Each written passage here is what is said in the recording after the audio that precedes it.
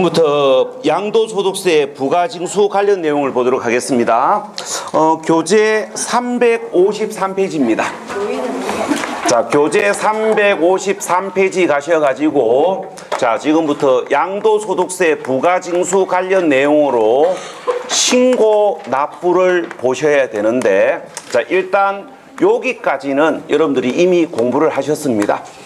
우리가 양도소득세 부가징수는 신고 납부가 원칙이기 때문에 납세 의무자가 직접 양도소득세를 계산하고 스스로 신고하는 것이 원칙이라는 건 2주 전에도 보셨고 4주 전에도 보셨습니다. 자, 그런데 우리가 양도소득세를 신고 납부하는 방법에는 두 가지가 있어요. 예정 신고 납부가 있고 확정 신고 납부가 있는데, 자, 지금부터 예정 신고 납부가 뭐고 확정 신고 납부가 뭔지를 설명할 건데, 이 개념이 시험하고는 직접적 관계는 없습니다. 그래서 완벽한 개념을 이해하려고 노력하실 필요는 없고 느낌만 잡으시면 돼요. 자, 그럼 지금부터 설명을 해볼게요. 자, 지금부터 하는 이야기는 우리 시험하고 직접적 관련이 없는 부분이기 때문에 감만 잡으시면 되지 상세하게는 몰라도 됩니다.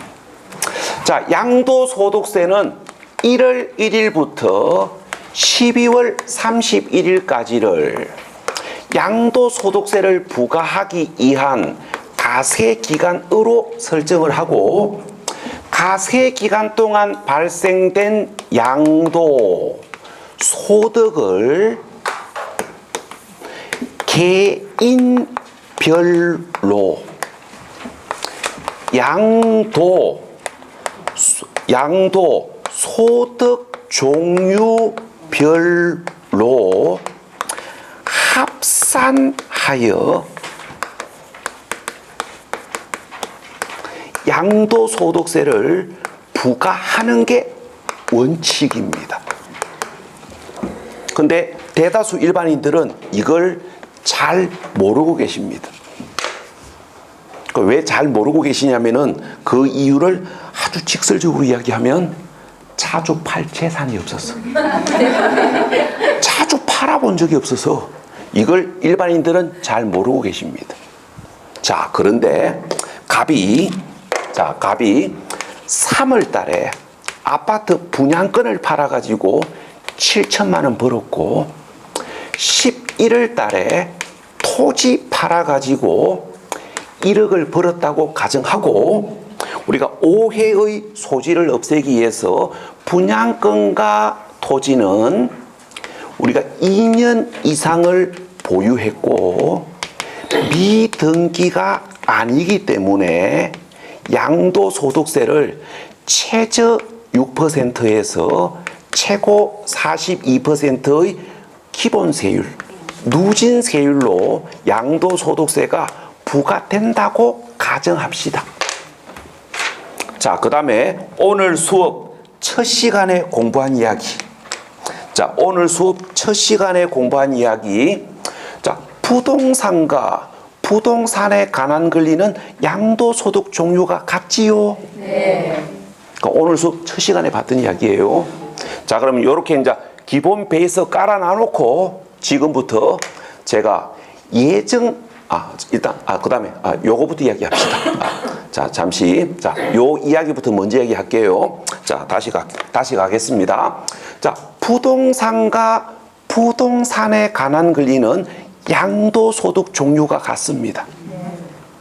자, 그러고 양도소득세는 가세기간을 설정하고 가세기간 동안 발생된 양도소득을 개인별로 양도소득 종류별로 합산하여 양도소득세를 부과하는 게 원칙이에요. 자, 그래서 양도소득 종류가 같고, 그러니까 양도소득 종류가 같고 적용되는 세율이 같다면 합산된 금액에 대하여 양도소득세를 계산하셔야 됩니다.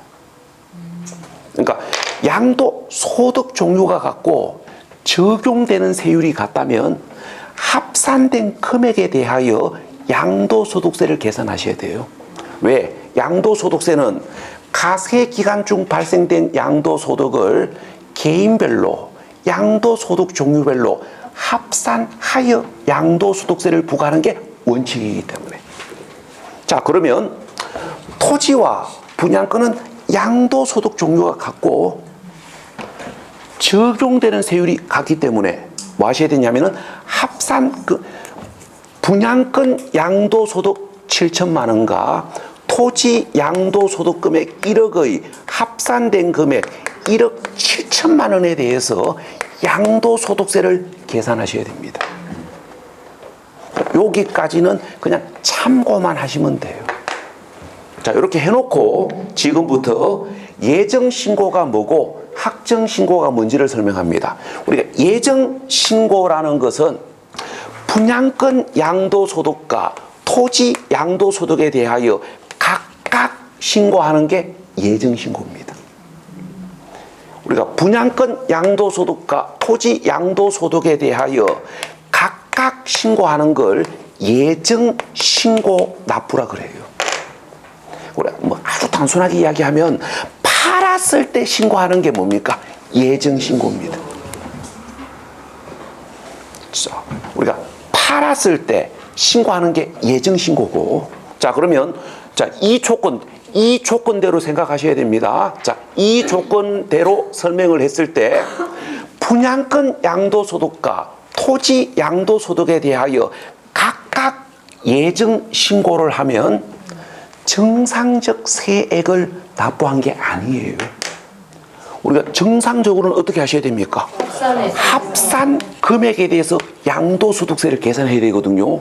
그런데 각각 예정신고를 하게 되면 정상적 세액을 모두 납부한 게 아닙니다. 그래서 어떻게 하셔야 되냐면은 소득이 발생된 연도의 다음 연도 5월 달에 합산된 금액에 대하여 정확한 세액을 계산하고 신고하는 걸 뭐라고 이야기하냐면은 확정신고 납부라고 이야기해요.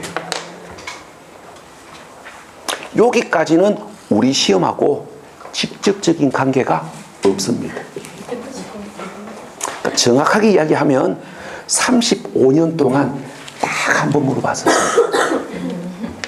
35년 동안 물어본 적이 한 번밖에 없는 이야기이기 때문에 우리가 상세하게는 몰라도 돼요. 그냥 느낌만 잡으시면 됩니다. 요런 느낌. 우리가 양도소득세는 가세 기간을 두고 있기 때문에 양도소득 종류가 같고 세율이 같으면 합산된 금액에 대하여 양도소득세를 계산해야 된다는 거.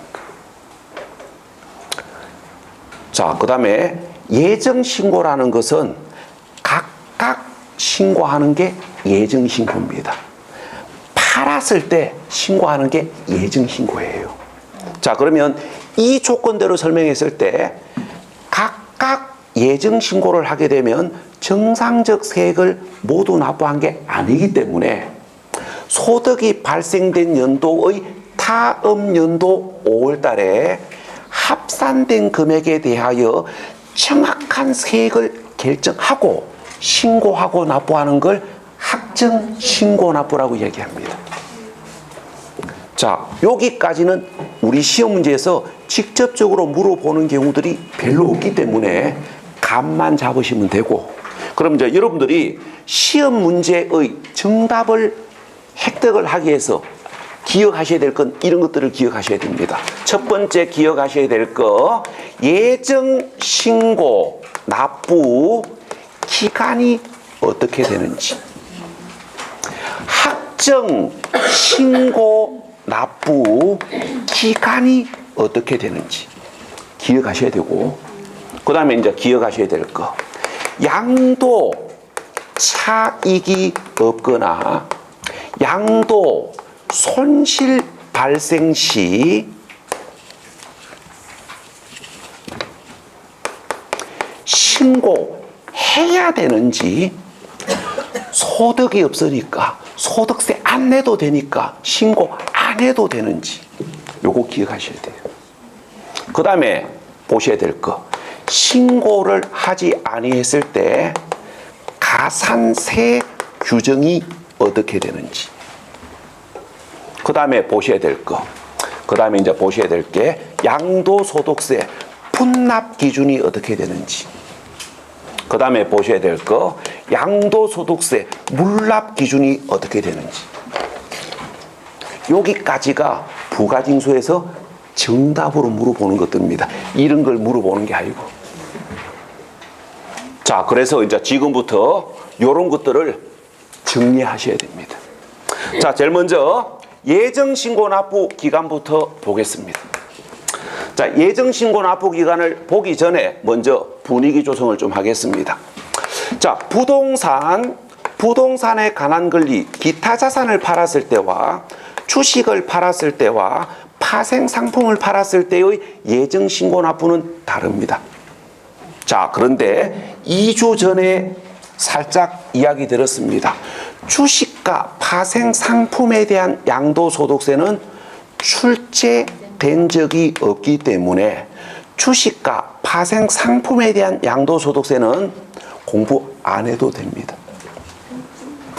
우리가 주식과 파생 상품은 중개 대상이 아니기 때문에 주식과 파생 상품에 대한 양도소득세는 중개사 시험 문제로 출제된 적이 없어요. 그래서 주식을 팔았을 때 예정신고 납부 기간이 어떻게 되는지 몰라도 되고, 파생 상품은 예정신고 제도가 없다라는 거 몰라도 됩니다.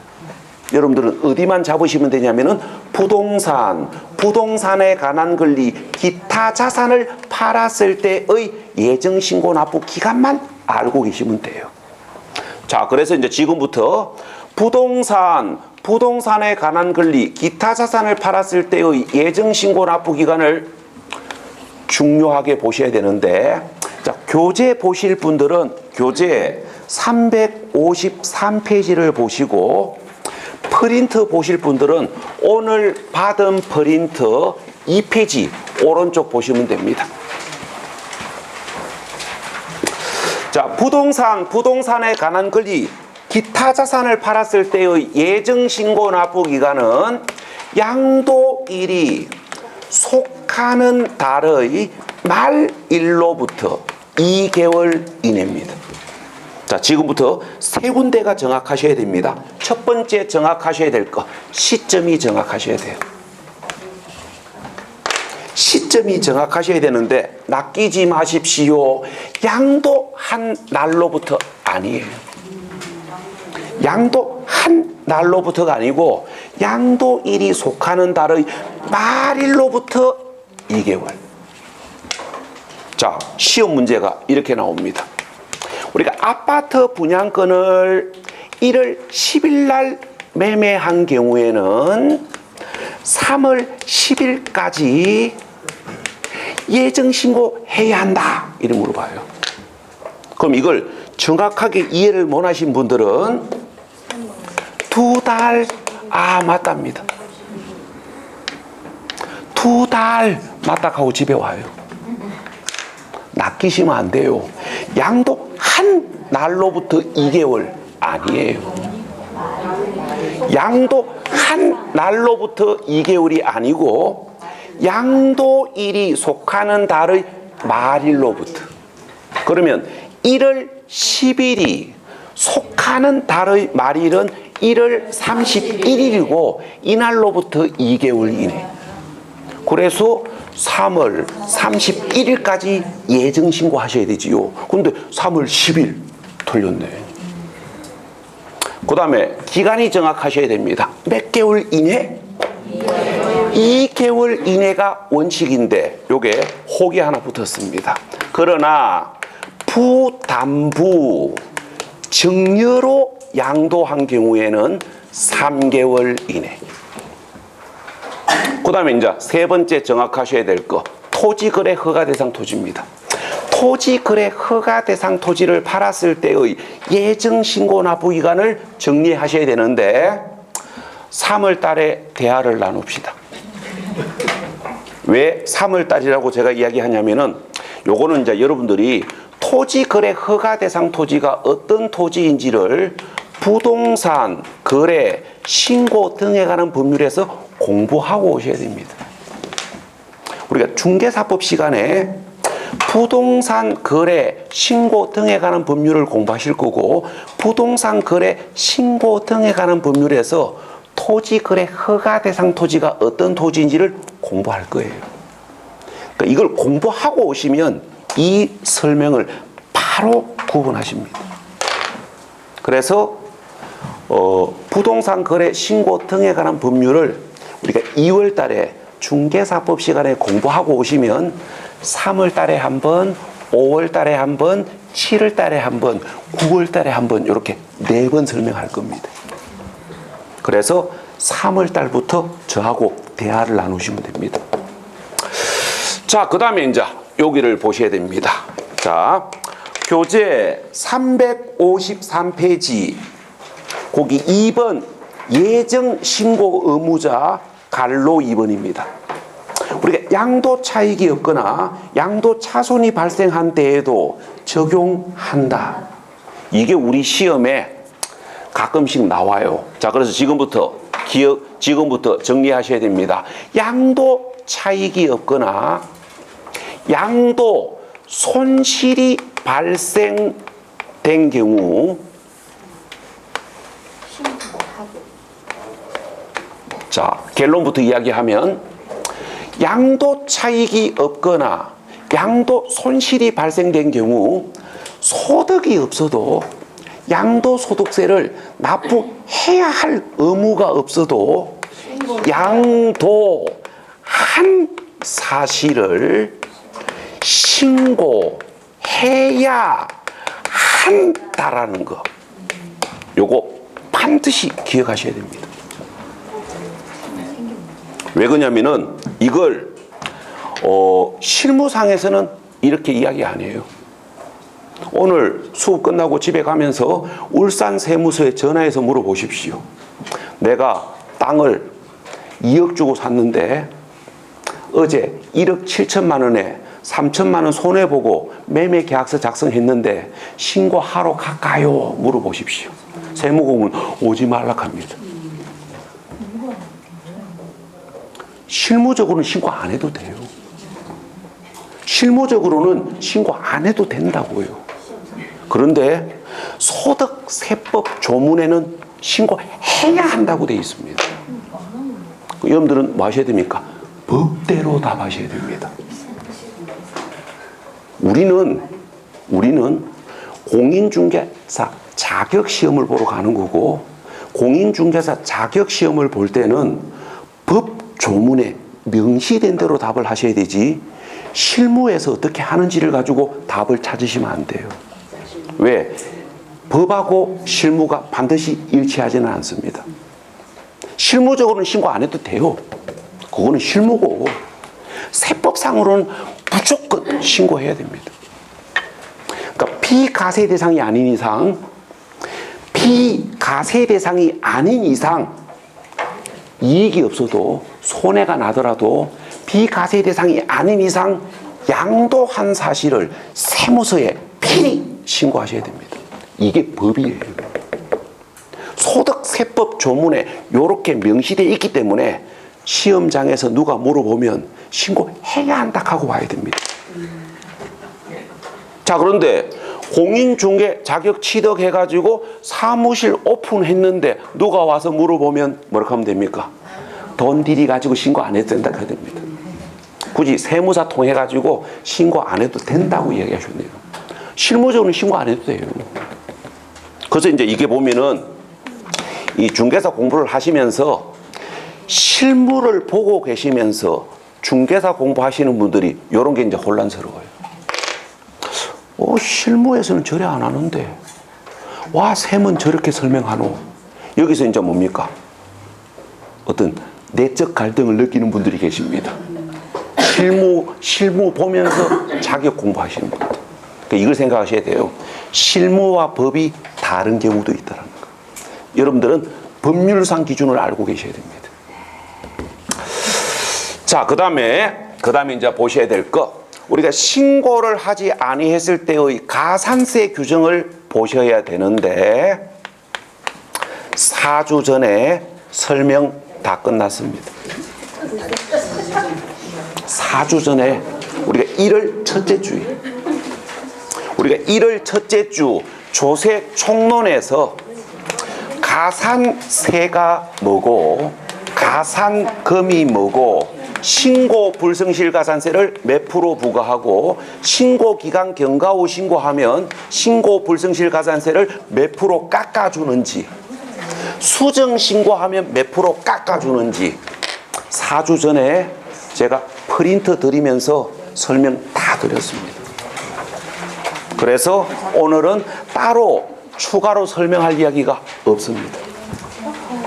그 다음에 교재 몇 페이지 가시냐면은 357페이지 357페이지 학정 신고 납부 기간 눈도장 찍으시고요. 학정 신고 납부 기간은 357페이지 다음 연도 5월. 그 다음에 교재 358페이지 양도소득세 분납. 공부한 거 알고 있지요? 언제? 4주 전에. 4주 전에 조세 부가징수 관련 내용을 정리한 프린터 드렸고 그 프린터에서 가산세 설명 드렸고요. 분납 설명 드렸고 물납 설명을 드렸습니다. 그래서 이미 4주 전에 분납 관련 이야기 설명 다 끝났기 때문에 추가 설명할 거 없고요. 그 다음에 물납입니다. 자, 양도소득세 물납은 어찌 된다? 4주 전에 배우셨습니다. 양도소득세는 물납이 폐지가 되었기 때문에 양도소득세는 물납할 수 없다. 여기까지가 양도소득세 부가징수에서 보실 이야기입니다. 자, 이렇게 해가지고 양도소득세에서 공부해야 할 주요 이야기는 끝났습니다. 자, 오늘 수업은 여기까지입니다.